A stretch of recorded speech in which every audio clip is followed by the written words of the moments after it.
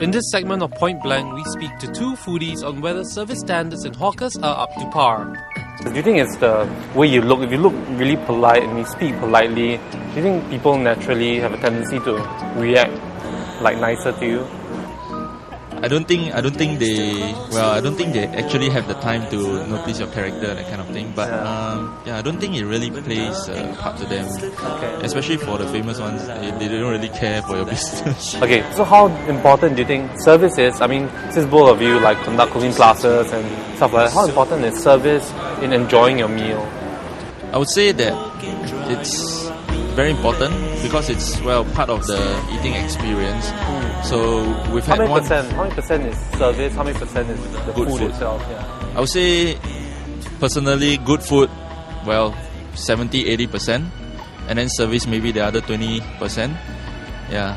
So I had the experience once in a Japanese restaurant where the waitress was kind of rude in a restaurant. So we're actually paying quite good money for that.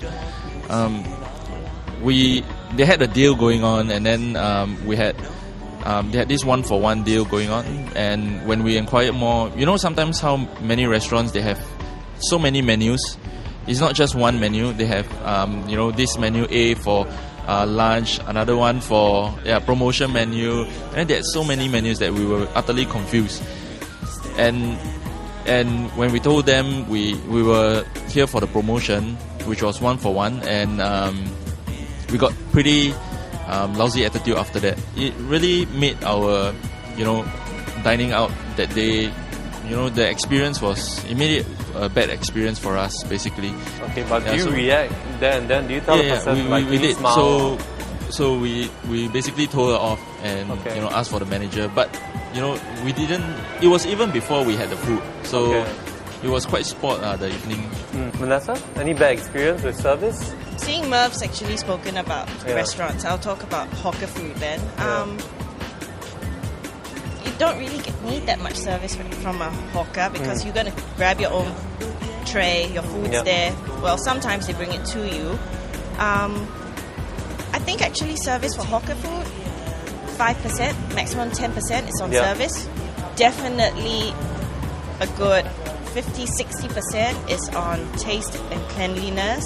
Okay. The other small bit is little extra touch they have, or just the environment you're in, because you're not going to get service, so you like somewhere where it's nice and cool, there's fans around, ventilation's decent. You don't want to walk out of a hawker centre smelling of your lunch or your dinner. But that's quite impossible, right? Actually, it's okay, there are some hawker centres where the ventilation's great. Yeah. You walk out, your hair doesn't smell of the food, and you don't feel embarrassed going to a meeting after. And these are very important things, that you have to take note of, especially for lunch, because you've got meetings after lunch. You don't want to walk into a room and everyone just goes, "Oh, did you have Vietnamese?"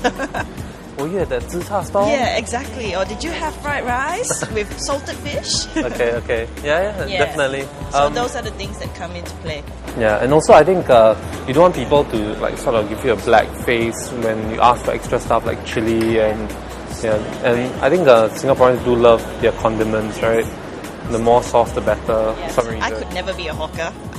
If I cooked, let's say, a nice roast all the lamb. condiments yourself, is it? If I had made a nice roast lamb, if someone turned around and said, "Oh, can I have chili sauce or ketchup?" I'm just going to glare at them. Why? No. So it's an insult to sort of your cooking if you want more sauce, is it? Yeah, to me. But I can totally understand they can't do it. That's why I'm never going to be a hawker. For more on service standards at popular hawker stalls, do check out other clips on RazorTV.